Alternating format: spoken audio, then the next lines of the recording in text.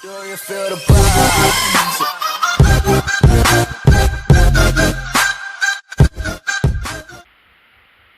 Hey, salut tout le monde, c'est Slypen, on se retrouve aujourd'hui pour un tout nouveau Showtime. It's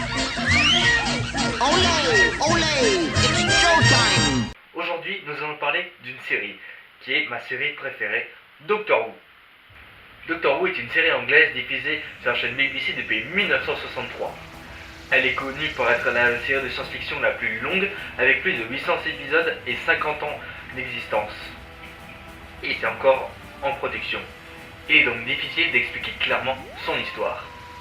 Elle raconte les aventures d'un extraterrestre de la race des Seigneurs du Temps appelé le Docteur. Il est originaire de la planète Gallifrey et voyage à bord d'un TARDIS. Temps à relativité dimensionnelle interspatiale. C'est une machine qui permet de voyager dans le temps et l'espace. Particulièrement attaché à la Terre, il est souvent accompagné de compagnons, souvent des humains et des femmes.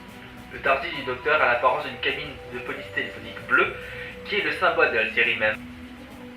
Cette boîte bleue a la particularité d'être plus grande à l'extérieur, ce qui surprend souvent les gens la première fois qu'ils y entrent.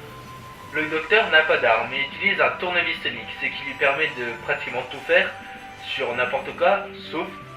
Pour découvrir la série, vous n'êtes pas obligé de commencer par les épisodes datant de 1960, car elle a été arrêtée en 1980 et relancée en 2005, ce qui vous permet de commencer par là. Vous avez bien remarqué, le Docteur est joué par plusieurs personnes, et c'est normal. Comme tous les Seigneurs du Temps, le Docteur peut se régénérer, et cette régénération permet un nouveau corps et un nouveau caractère. Mais c'est toujours la même personne. La série possède différents éléments de base particulièrement aimés. Le Docteur affronte plusieurs ennemis, tous très différents. Les Daleks sont la principale menace du Docteur, une race qui apparemment veulent exterminer toute une autre race telle que les humains et qui se croient vraiment supérieurs. Les Cybermen voulant améliorer l'univers à leur image. Les anges pleureurs qui ne bougent pas quand on les regarde. Et enfin, nous avons aussi le silence qui, dès que nous ne les regardons plus, on les oublie tout de suite. Et nous en avons encore bien d'autres. Doctor Who, c'est aussi des ambiances différentes. On peut passer d'un épisode comique avec par exemple des retraités possédés à un épisode beaucoup plus sombre avec un génocide. Chacun y trouve son goût.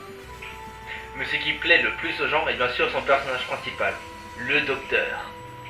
Le fait qu'il puisse se régénérer permet plusieurs choses. Chacun peut avoir un docteur préféré face à son caractère différent. Par exemple, mon docteur préféré est le 10e, celui de David Tennant. Vous préférez voir un docteur drôle, cool et blagueur, vous adorez sûrement le 10e et 11e, David Tennant et Matt Smith.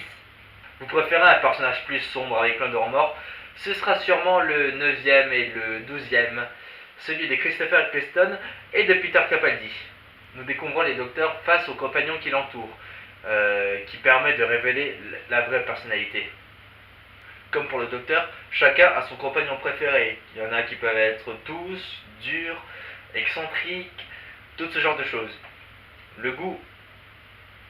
En ce moment, la saison 10 de Doctor Who s'est terminée, sur une régénération où le Docteur, pour la première fois de toute l'histoire de Doctor Who, c'est une femme, ce qui a créé une énorme polémique. Je trouve ça absolument formidable que pour la première fois dans toute l'histoire de Doctor Who, ce soit une femme. C'est vraiment une merveilleuse idée de la part de Steven Moffat. Bref, Doctor Who, c'est une série absolument magnifique et géniale, donc je vous la conseille très clairement. Et ben moi je vous dis